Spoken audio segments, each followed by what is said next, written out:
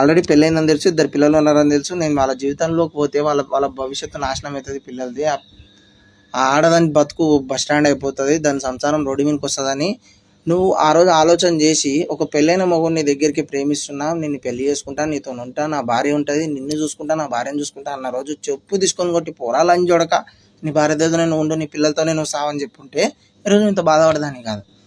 అందుకే చెప్తున్నా, మీ జీవితాలు మీరే కాపాడుకోండి. పెళ్ళైన ఏ మగవాడైనా కానీ మీ దగ్గరికి వస్తున్నప్పుడు మీకు అర్థం కాదా? అంటే నేను నాలాంటి మరో ఆడదాని జీవితాన్ని నాశనం చేస్తున్నా కదా, దానికి అన్యాయం చేస్తున్నా కదా నాలాంటి వేరే ఆడదానికి. లేదంటే వాడు ఒక ఆడదాన్ని వదిలేసి నా దగ్గరికి వస్తున్నాడు అంటే రేపు పొద్దున్న నన్ను వదిలేసి ఇంకో ఆడదాని దగ్గర కూడా అనే ఆలోచన మీకు రాదా? దీనికి సొల్యూషన్ ఏం లేదమ్మా.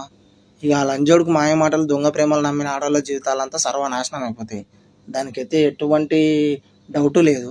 సో నీకు నేను ఇచ్చే సొల్యూషన్ ఏంటంటే, నీ పిల్లల్ని మంచిగా చదివించుకొని ఒక మంచి జాబు, అదే నీ పిల్లల్ని మంచిగా చదివించుకొని కోవిడ్లో జాబ్ చేస్తాను అంటున్నావు, వాళ్ళకి ఏ కష్టం రాకుండా సంతోషంగా ఆనందంగా చూసుకోండి అంతే.